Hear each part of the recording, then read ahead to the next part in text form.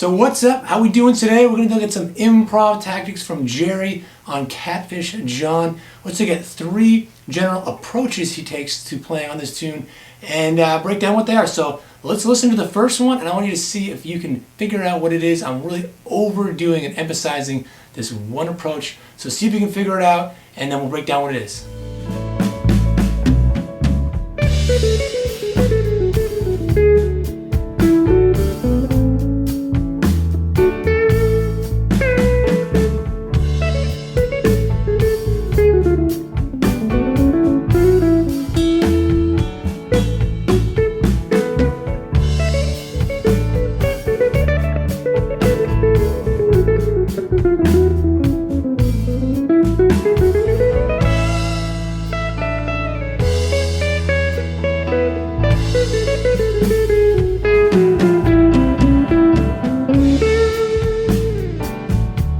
So what am I doing here? First off, the key here is A. So this song is all just A, D, E, right? And the solo is over the verse part, which starts on the D, starts on the 4 chord. So it's a 1, 4, 5. So it's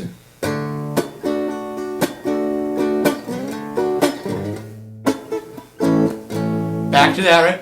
Does that 3 times, and then it goes A, E, the 5 chord, back to that. So it's super easy. So you can imagine what scale do we use, but A, so A major. So often Jerry likes songs, you know, there's his own bands or the Dead that would be in mixolydian modes, but this is just straight up A major. And for this whole thing, we're gonna just look at this one position right here as our example, so that we really focus in on not just the notes and conquering the fretboard, but we're focusing on these different tactics because we don't need a lot of notes. This is actually way too many.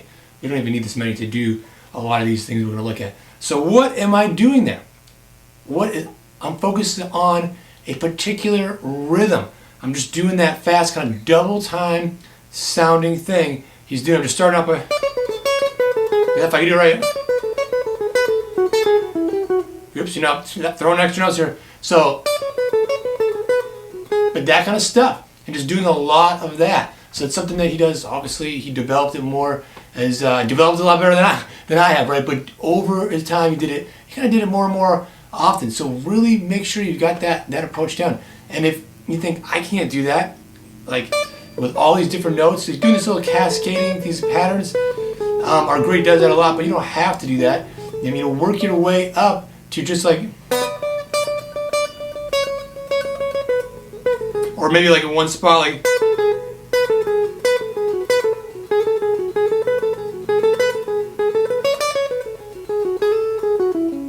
you know, and you can just really, I mean, when you're working it out, just overdo it. You know, that's what I did in my example. I was doing it more than I would typically do, you know, kind of playing like my best solo over that tune or something like it. But just overdo it at first to get, just think of it as an exercise, and then, you know, just put a little bit, it's like a little bit of spice, you know, put it in here and there in your actual playing. But that's what it is. So focus on that double time approach. That's a huge improv tactic, as I call it, that Jerry would use all the time. Let's listen to the second one and see if you can figure out what I am, again, focusing really heavily on.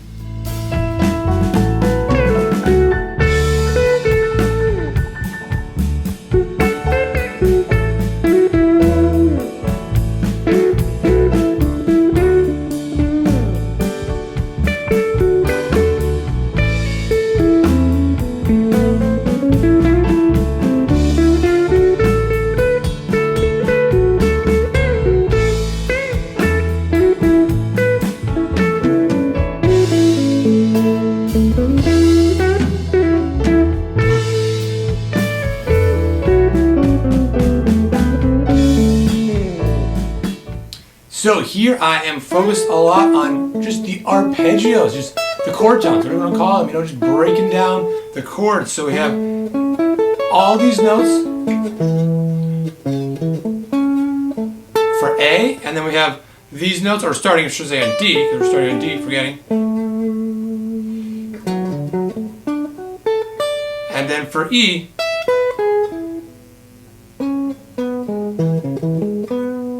throwing in some extra notes here, which is So really know those, and just grab one note to connect all the notes, the chords. So if you got A, you could play that on the D,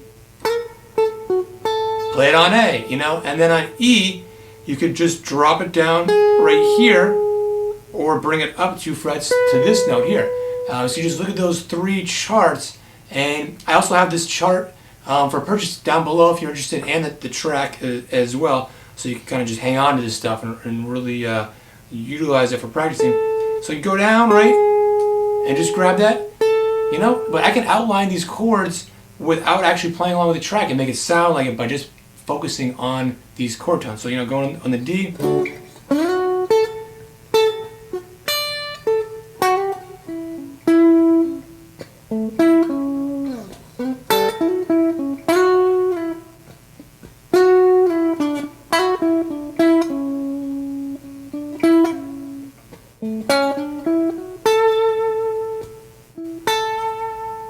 so you don't need all these fancy things to get around. The melody obviously is a big help if you got a lot of vocal melody. Videos haven't made one in a long time, but this is a great one to know the melody too.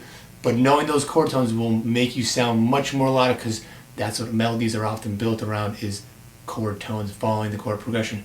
So yeah, make sure you get to know those, but again, just keep it simple. Just take one note from each chord, and sometimes you'll see it's even the same note, like an A is in D and an A, and build up from there. But also, maybe another practice approach is to just kind of blaze up and down them on your own, without playing along with the track, or playing on the track too, and that way you really get them under your fingers and you get them into your ears, or play them as full chords, Yeah,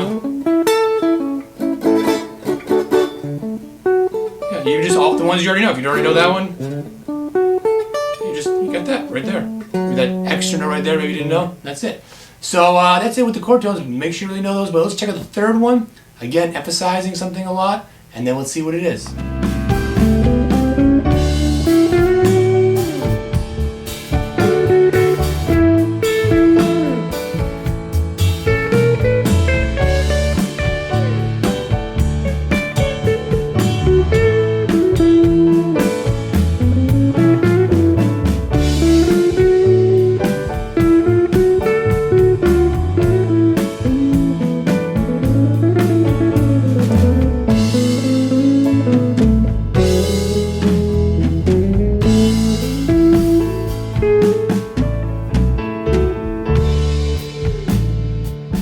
So this is another fundamental part of Jerry's sound, chromatics, which is just a fancy word for just kind of notes outside of the scale. So just throwing in notes, like say you're going to the D, I forget if I started like this, just leading right in there, which really, if you're doing that, this is the only note that's out of that's a chromatic note. These notes are already there, but it gives it a really different sound. It gives it that slinky sound.